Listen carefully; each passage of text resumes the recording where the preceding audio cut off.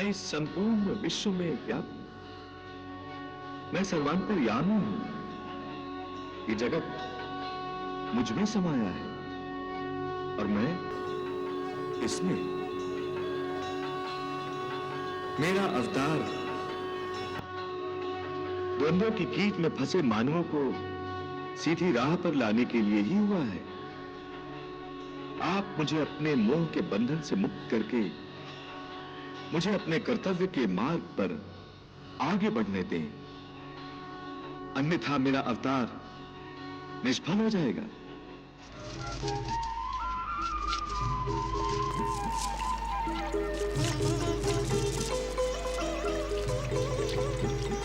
शीघ्र हमें उस पार ले चलो नाविक, वहां आचार्य हमारी प्रतीक्षा कर रहे हैं।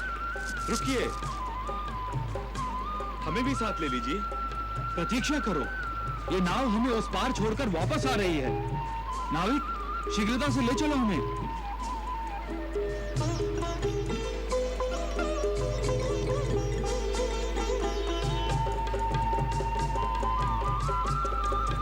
देखो बेचारा कैसी ललचाई हुई नजरों से देख रहा है हमें।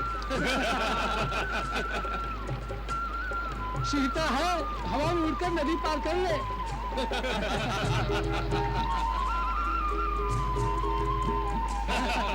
अथवा भागकर लांग जा नदी के जल के ऊपर से।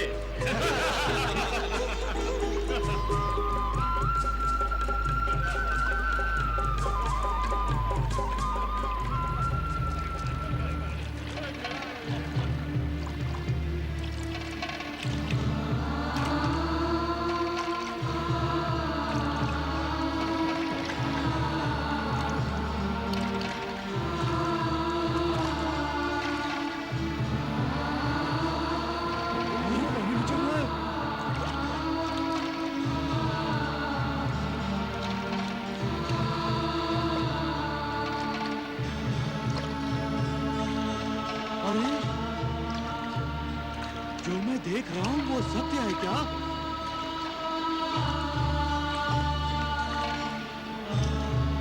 हाँ, वो तो पानी पर चल रहा है।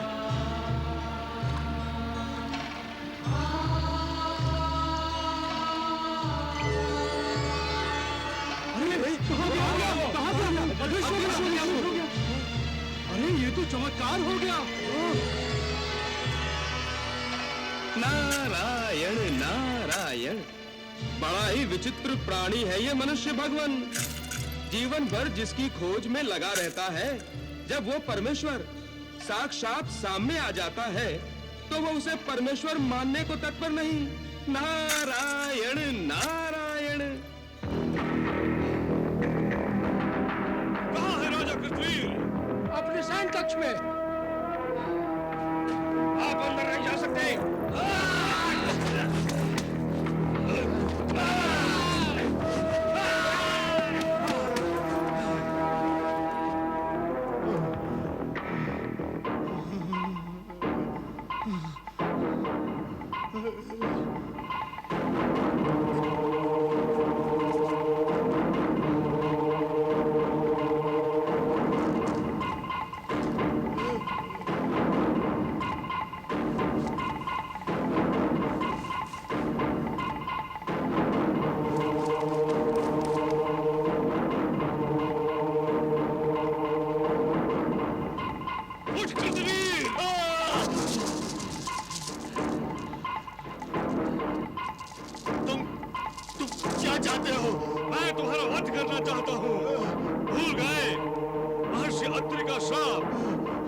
श्राप पूरा करने आया हूँ।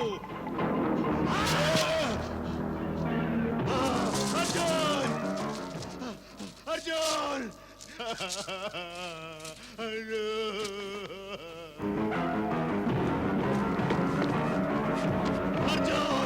अर्जुन! पिताश्री, वो फिर आया था। कौन? ब्राह्मण। हाँ अर्जुन, मेरे कितने सैनिक मार दिए, मेरे द्वार रक्षकों का भी वध कर दिया, मेरा भी वध कर देता वो, यदि तुम ना आ जाते। पिताश्री आप?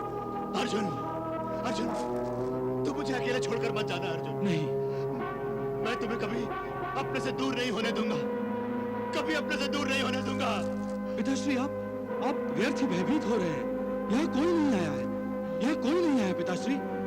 आपने अवश्य कुछ स्वप्न देखा होगा। हाँ पिताश्री, स्वप्न।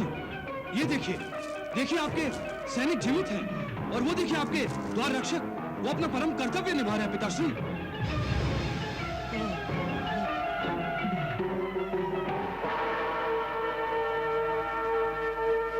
पिताश्री, यहाँ कोई नहीं मरा है, किसी का वध नहीं किया गया है पिताश्री। यहाँ कोई नहीं आया है और न ही कोई आ सकता है। जब तक आपका ये पुत्र कार्तवीर्य अर्जुन जीवित है, साक्षात यमराज भी आपके प्राणों का शत्रु बनकर आ जाए तो मैं उसका भी मुंह मोड़ दूंगा पिताश्री। पिताश्री, मेरे होते हुए आपको भय करने की कोई आवश्यकता नहीं। इस जगत के किसी ब्राह्मण में इतनी शक्ति नहीं कि महाराज कृतवीर्य का कोई बाल भी बाका कर सके। पिताश्री, आप सो जाइए, मैं हूं आपके साथ। अर्जुन, मुझे छोड़ के मत जाना तुम। आइए आइए, आप अर्जुन, विश्राम मुझे कीजिए। छोड़ के मत जाना तुम। मुझे छोड़ के मत जाना अर्जुन। मैं हूं आपके साथ। मुझे छोड़ के मत जाना अर्जुन।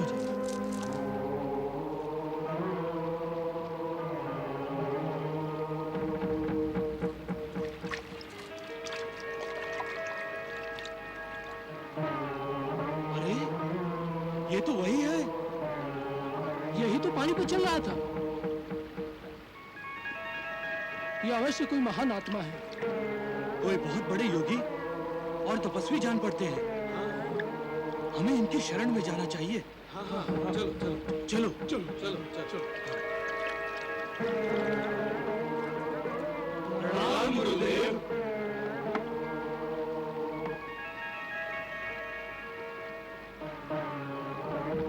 हमसे बहुत बड़ी भूल हो गई, हमें क्षमा कर दीजिए।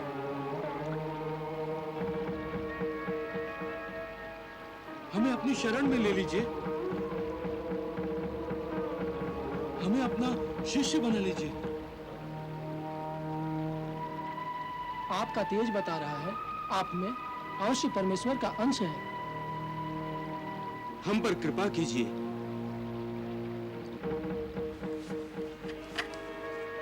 अब हम आपके चरणों को छोड़कर कहीं नहीं जाएंगे।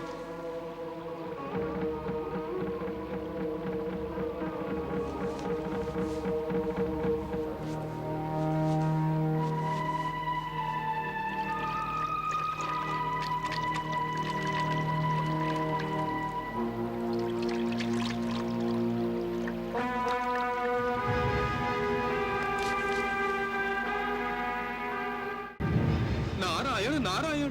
प्रभु, ये नदी में कूद जाने का तात्पर्य क्या हुआ? देवर्षि, दत्तात्रेय ऋषि कुमारों और मुनि कुमारों की अधूरी और कच्ची ज्ञान अवस्था जानते थे। उनमें ज्ञान प्राप्त करने की परम श्रद्धा और सत्य निष्ठा नहीं थी। वो बाह्य स्वरूप और सांसारिकता से ही व्यक्तियों को तोलते थे। अतः नदी में कूद जाने का अर्थ यह है कि दत्तात्रेय उनका गुरुत्व स्वीकार नहीं करना चाहते थे। वे उनसे दूर जाना चाहते थे और संसारियों के हाथ नहीं आना चाहते थे। प्रभु, तो क्या वो ऋषि कुमार और मुनि कुमार भगवान दत्तात्रेय को छोड़कर चले जाएंगे? देखते जाइए देवर्षि, अभी तो देवी लक्ष्मी भी कुछ लीला दिखाएंगी। अच्छा अच्छा अच्छा। देवी लक्ष्मी, आपका प्रादुर्भाव लीलाएं दिखाने के लिए हुआ है। ब्रह्माणी के रूप में आप ब्रह्मा जी की रचना का कार्य पूर्ण करती हैं। रुद्राणी के रूप में आप शिव जी की लीलाओं का संपादन करती हैं। इस समय दत्तात्रेय मेरा अवतार है और आपका आह्वान कर रहा है। क्या आप उसका साथ नहीं देंगी? हाँ माता, मेरा मन भी तनिक लालची और लोलुप हो गया है। कुछ और लीलाएं देखना चाहता है आपकी माता। मुझ पर और पृथ्वी वासियों पर उपकार कीजिए और अपनी लीलाओं के माध्यम से हमें ज्ञान और शिक्षा दीजिए।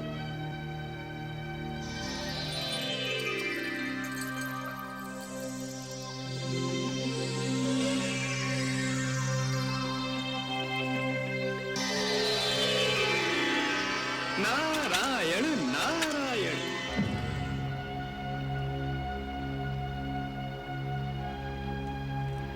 3 दिन हो गए।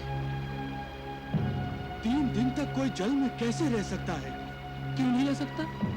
जिसे जल योग की क्रिया आती है वो रह सकता है। उनके तेज से लगता था वो भी कोई बहुत बड़े योगी है। हम भी यहाँ से हिलने वाले नहीं। वो कभी न कभी तो बाहर आएंगे। हम उन्हें अपना गुरुदेव बनाकर ही रहेंगे। नारायण नारायण।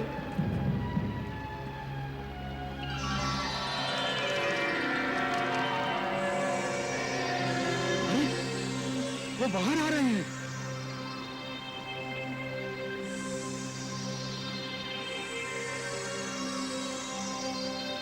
लगता है उन्होंने समाधि छोड़ दी। अब माता लक्ष्मी भी कुछ लीला करने वाली है। जय हो माता, जय हो। गुरुदेव, आप इस प्रकार हमें छोड़कर जल में क्यों चले गए थे?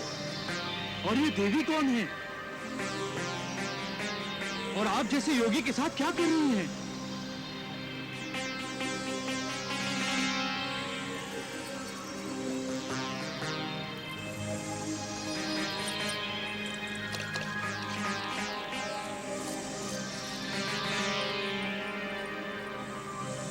हमें तो अपनी आंखों पर विश्वास ही नहीं हो रहा है। एक योगी, वो भी एक स्त्री के साथ।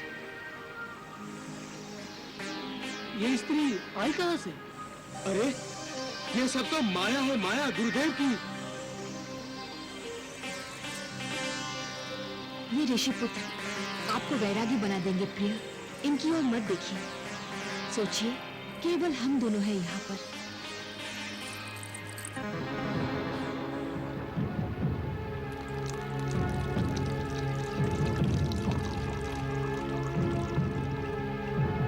लीजिए प्रिय, मदिरा पीजिए। फिर हम विहार पर चलेंगे।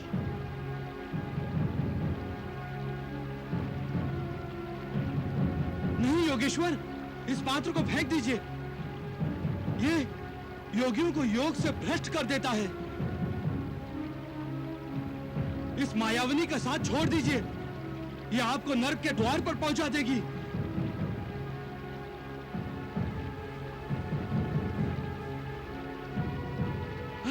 जी जी जी जी जी, सब भ्रष्ट कर दिया। चलो।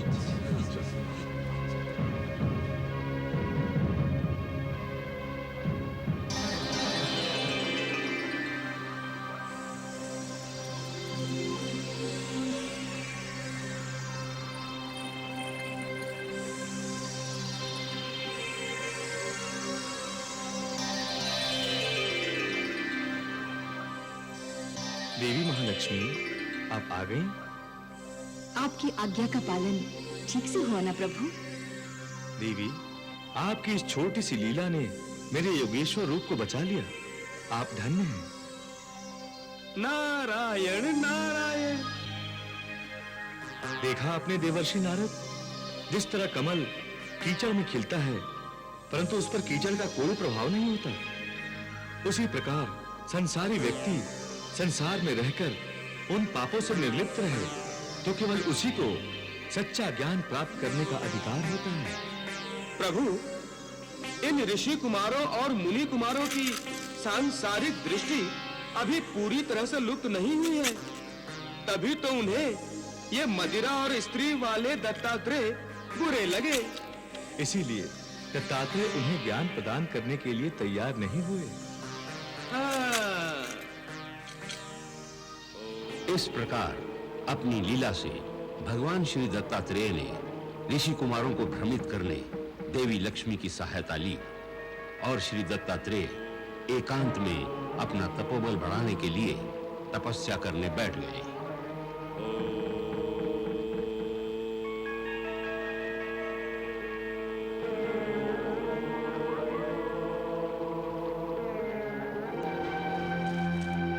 हमने वैदराज की दी हुई औषधि ने पिला दी है। अब महाराज सो जाएंगे।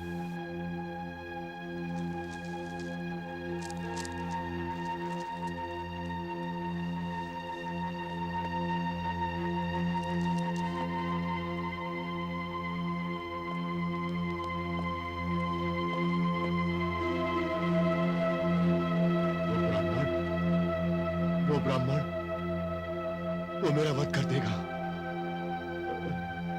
वो ब्राह्मण।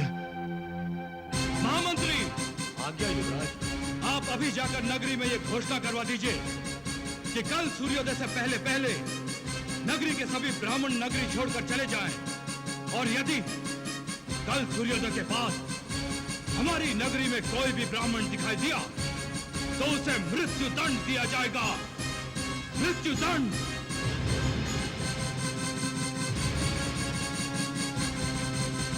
ये आप क्या कह रहे हैं युवराज? ये उचित नहीं युवराज। जानता हूं सेनापति, एक राजा के लिए ऐसी घोषणा करना अनुचित है, पर मैं युवराज होने के साथ साथ एक बेटा भी हूं सेनापति। महाराज कृतवीर्य का बेटा। मुझसे पिताश्री की ऐसी दशा देखी नहीं जाती। उनके मन से मृत्यु भय दूर करने का शायद यही एक मार्ग है। ना नगरी में कोई ब्राह्मण रहेगा और ना ही, और यदि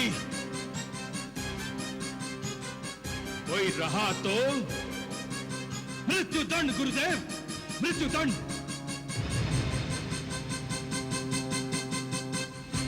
और एक भी ब्राह्मण को यदि मृत्यु दंड मिलने का समाचार पिताश्री के कानों में पड़ जाए तो निश्चय ही ब्राह्मण भय से वो मुक्त हो जाएंगे। आप क्या कहते हैं गुरुदेव?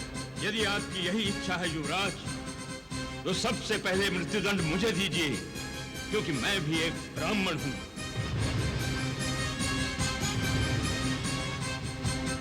महामंत्री, युवराज की आज्ञा का पालन करो। घोषणा करवा दो कि कल सूर्योदय होने से पहले इस नगरी के हर ब्राह्मण को ये नगरी छोड़कर जाना होगा, अन्यथा उसे मृत्यु दंड मिलेगा। युवराज, सभी ब्राह्मण इस नगरी को छोड़कर चले जाएंगे, किंतु ये ब्राह्मण इस नगरी को छोड़कर नहीं जाएगा। ये गर्ग मृत्यु दंड पाने को तत्पर है, किंतु ये नगरी छोड़कर जाने को तत्पर नहीं। यदि मेरी मृत्यु से मेरे महाराज का मानसिक संतुलन ठीक होता है तो मैं एक बार नहीं 100 बार आपका मृत्यु दंड पाने के लिए तैयार हूं। महामंत्री को आदेश दीजिए युवराज कि वो ब्राह्मणों को नगर छोड़कर जाने वाली घोषणा के साथ ये भी घोषणा कर दे कि कल सूर्यास्त होने के उपरांत एक ब्राह्मण गर्ग को राजा की आज्ञा का पालन न करने के अपराध में नगर के चौक में मृत्यु दंड दिया जाएगा। क्योंकि ये ब्राह्मण इसी नगरी में जन्मा है, उसके जीवन का सूर्यास्त भी इसी नगरी में होगा, इस नगरी के बाहर नहीं।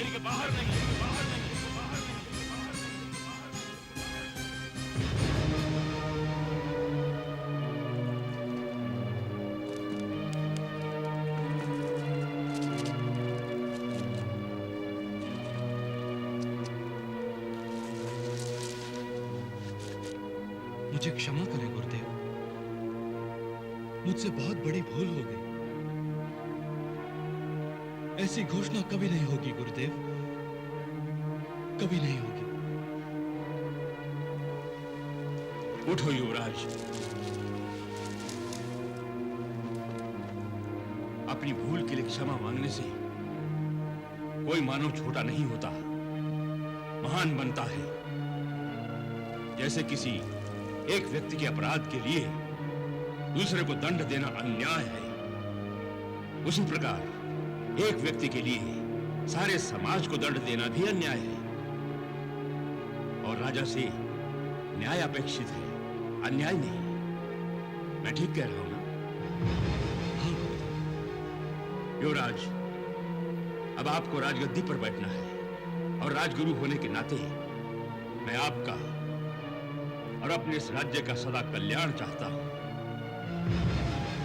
युवराज, जीवन तो सागर है जिसमें सुख दुख रूपी ज्वार भाटा तो आता ही रहता है, किंतु राजा को इन सब से विचलित नहीं होना चाहिए।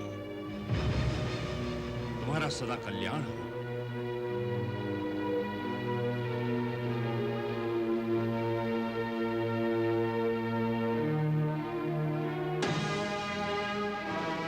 राजा से न्याय अपेक्षित है, अन्याय नहीं। मैं अब और अन्याय नहीं करूंगा गुरुदेव।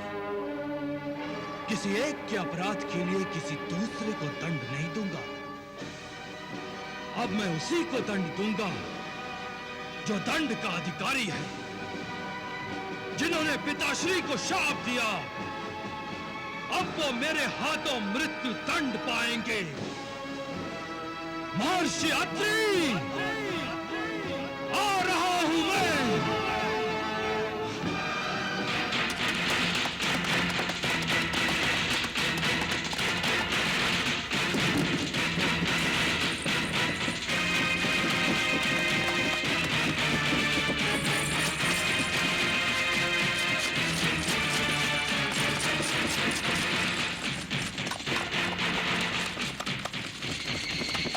नारायण नारायण नारायण नारायण।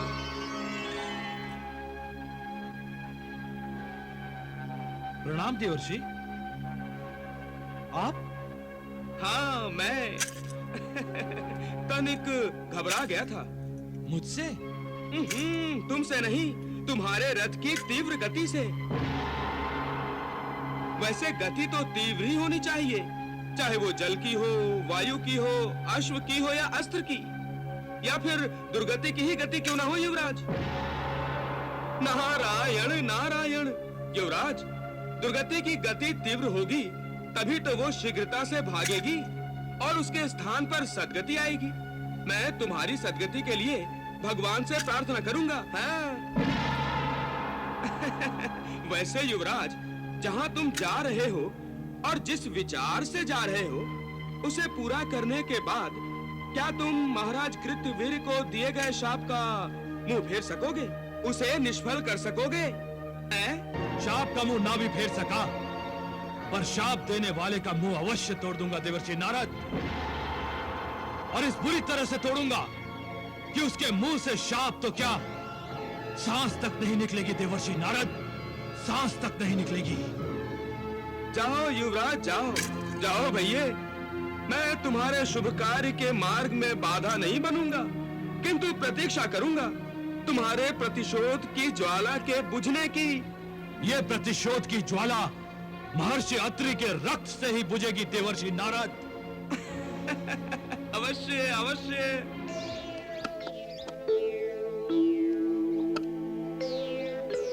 लाओ, पुष्प दो।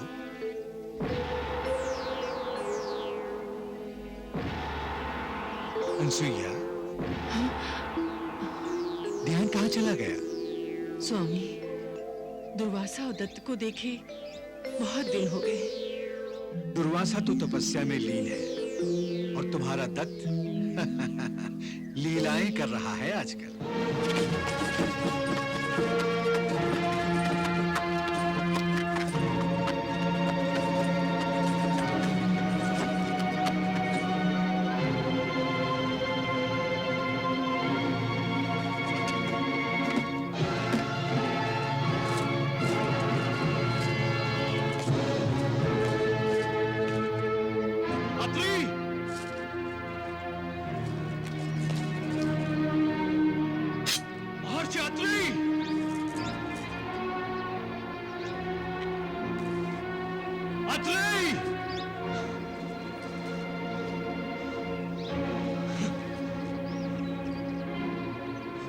महर्षि अत्रि के आश्रम में अतिथि का स्वागत है।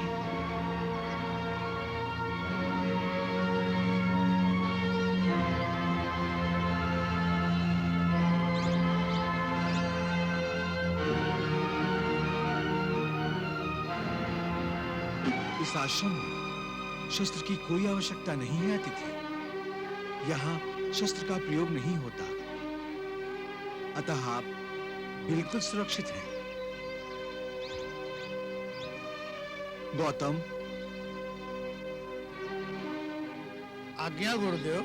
अतिथि से शस्त्र ले लो गौतम, और ले जाकर सुरक्षित स्थान पर रख दो। ये आश्रम से जब जाएंगे तब अपने साथ लेकर जाएंगे। यहाँ आश्रम में पूजा केवल परमेश्वर की होती है, शस्त्र की नहीं। शस्त्र दे दीजिए।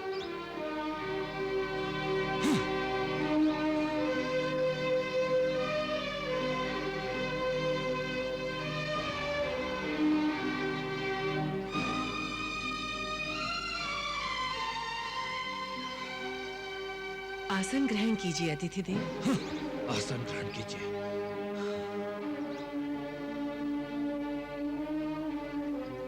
कहिए, हम आपकी क्या सेवा कर सकते हैं? क्या सेवा कर सकती हैं आप हमारे अतिथि हैं और अतिथि परमेश्वर का रूप है। परमेश्वर के लिए हम अपने प्राण भी दे सकते हैं। मुझे वही चाहिए। क्या? मुझे महर्षि अत्रि के प्राण चाहिए।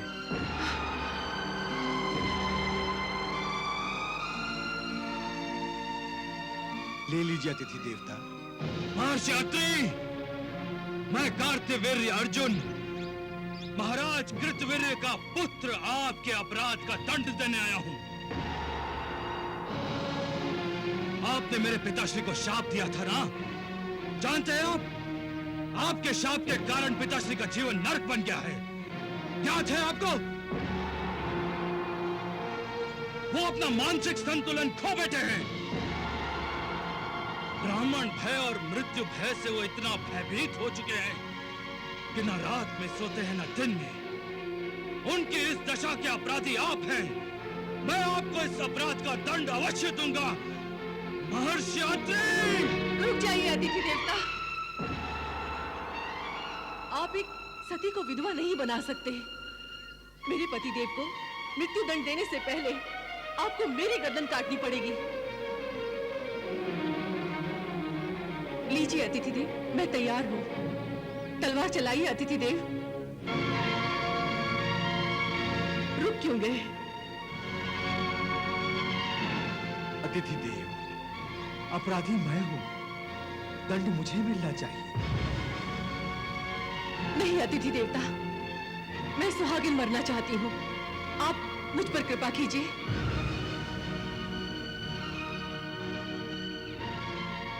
पहले मुझ पर कृपा कीजिए। मुझ पर? नहीं, पहले मेरी गर्दन काटिए।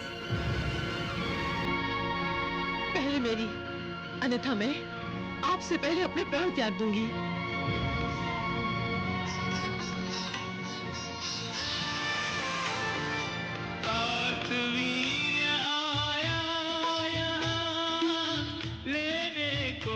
प्रतिशोध त्याग मूर्तियां देख कर भूला वैर विरोध जागा अंतर्बोध।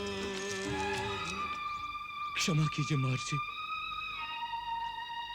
क्षमा करें माता। मुझसे बहुत बड़ी भूल हुई जो मैंने आपसे प्रतिशोध लेने के विषय में सोचा।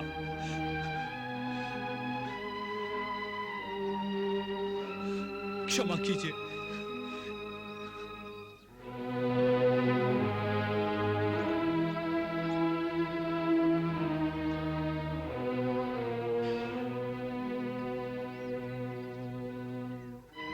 तुम्हारा कोई दोष नहीं है वत्स।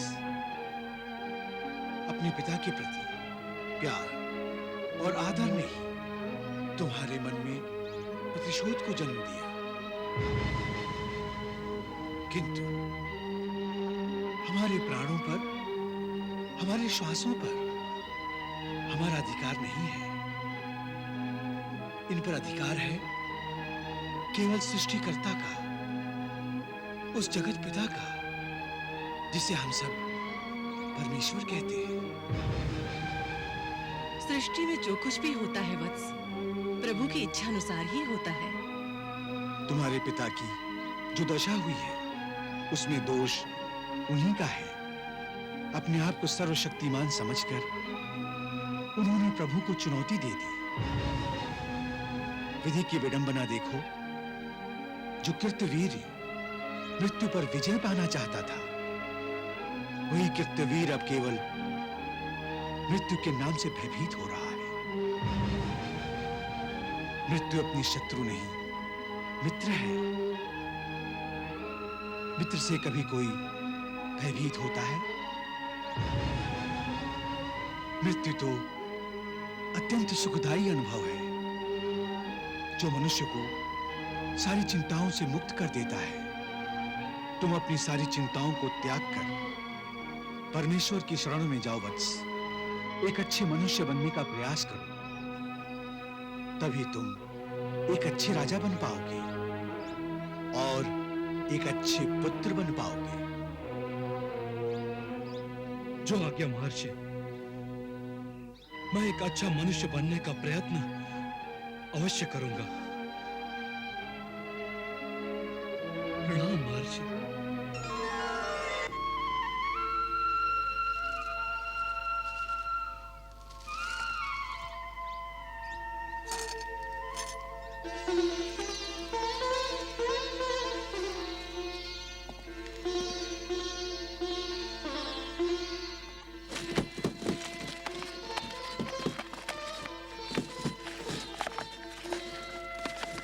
नारायण नारायण नारायण नारायण। प्रणाम देवर्षि। कल्याण वस्तु। ऐ युवराज, अपनी प्रतिशोध की ज्वाला बुझा कर आ रहे हो? नहीं देवर्षि, ज्वाला बुझाकर नहीं, प्रतिशोध की ज्वाला में अपने अहम को जलाकर आ रहा हूं मैं। ये क्या कह रहे हो? ये क्या कह रहे हो युवराज? वो प्रतिशोध? नारायण नारायण। हाँ देवर्षि, मैं जब आश्रम पहुंचा तो अपने प्रतिशोध और क्रोध से जल रहा था, परंतु महर्षि अत्रि ने अपने ज्ञान की ऐसी वर्षा की कि प्रतिशोध और क्रोध दोनों बुझ गए। कितना सत्य कहा था उन्होंने कि हमारे प्राणों पर, हमारी सांसों पर हमारा अधिकार नहीं है, परमेश्वर का अधिकार है। आश्रम जाकर तुम्हारे सारे पाप धुल गए युवराज। अब तुम में दैविक गुणों की उत्पत्ति होने जा रही है। तुम एक महान राजा बनोगे युवराज, महान राजा। देवर्षि, आप अपनी कृपा मुझ पर बनाए रखिएगा। प्रणाम। नारायण नारायण। चलो साथी।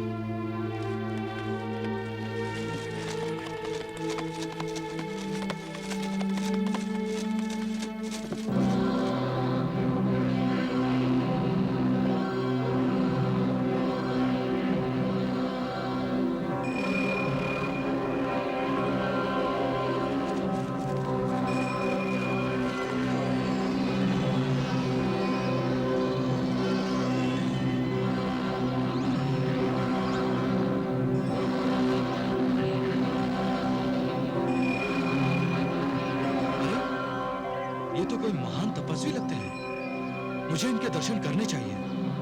आप यहीं ठहरिए, मैं दर्शन करके आता हूं।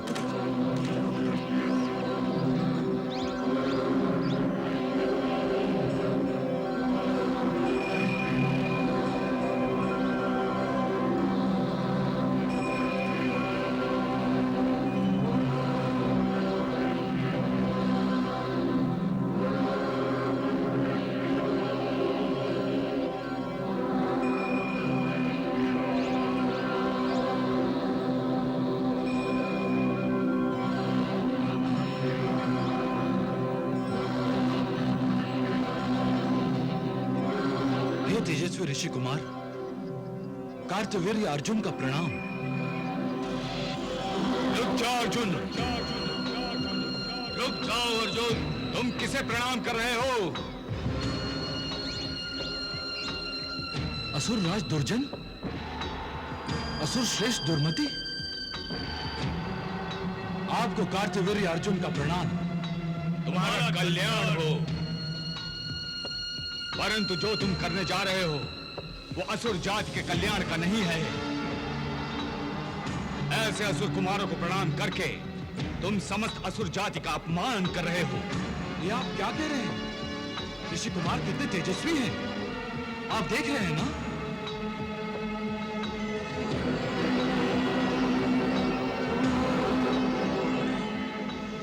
ये तेज हमारा शत्रु है, हम असुर जाति के लिए घातक हैं। तुम्हारे पिता कृतवीर्य ने इसी तेज के कारण अपना मानसिक संतुलन खो दिया और तुम उसी तेज को प्रणाम करने जा रहे हो। तुम तो शाप देने वाले अत्रि ऋषि से प्रतिशोध लेने गए थे ना? क्या हुआ? उस ऋषि ने इसके विचारों का शोध कर डाला। गया था क्रोध की अग्नि में जलता हुआ, लगता था सारा आश्रम जला डालेगा, और लौटा है हाथ जोड़कर, उपदेश सुनकर। तुमसे कुछ भी नहीं हो सकता कार्तिवीर्य।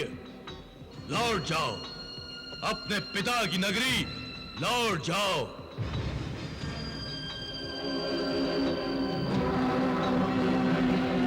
अब हम देखेंगे कि कोई ब्राह्मण असुरों को शाप देने की धृष्टता कैसे करता है।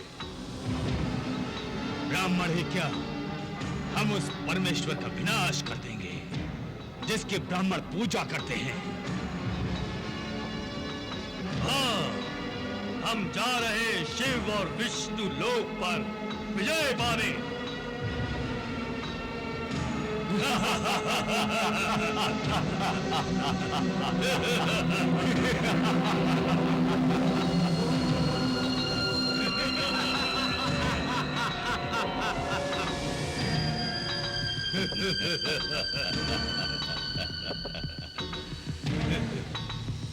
दुर्मति, इन तपस्वियों के तपोबल और समस्त शक्तियों का स्रोत शिव और विष्णु ही है ना?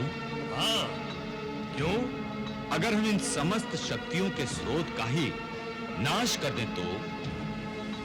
अच्छा विचार है भ्राताश्री। उनकी नाश का अर्थ है तपस्वियों का नाश, देवताओं का नाश। और हम ये नाश करेंगे अवश्य, क्योंकि हम अमर हैं, हम अजेय हैं।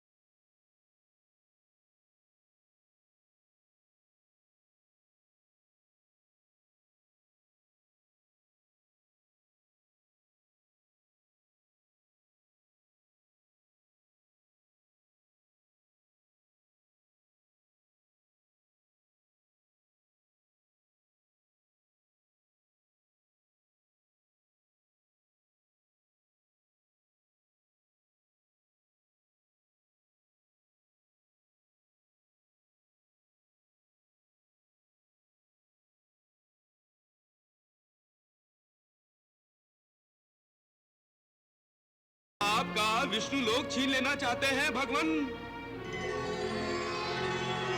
भोलेनाथ। वो आपके कैलाश पर भी आक्रमण करने वाले हैं।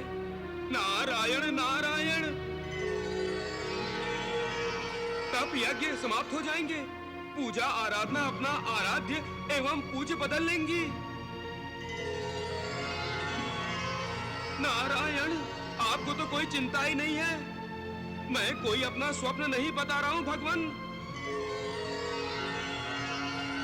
आप जानते हैं ना, दुर्जन और दुर्मति अजेय हैं, उन्हें कोई पराजित नहीं कर सकता, कोई विनाश नहीं कर सकता उनका। पितामह ने ही तो उन्हें वरदान दिया है। क्यों विधाता? तुम सर्वज्ञ हो, सब समाचार रखते हो। मैं उनकी तपस्या से प्रसन्न हुआ, इसलिए मुझे उनकी प्रार्थना सुननी पड़ी। ओम ब्रह्मदेवाय नमः। ओम ब्रह्मदेवाय नमः। ओम ब्रह्मदेवाय नमः। ओम ब्रह्मदेवाय नमः। आंखें खोलो वत्स, हम तुम्हारी तपस्या से प्रसन्न हुए। वर मांगो। हे परमपिता परमेश्वर, आप हम दोनों को अमर होने का वरदान तो दे नहीं सकते।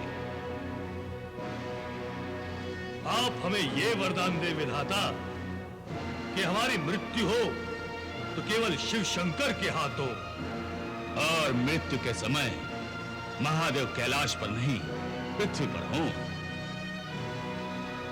और महादेव उस समय जागृत अवस्था में ना हो। तथास्तु।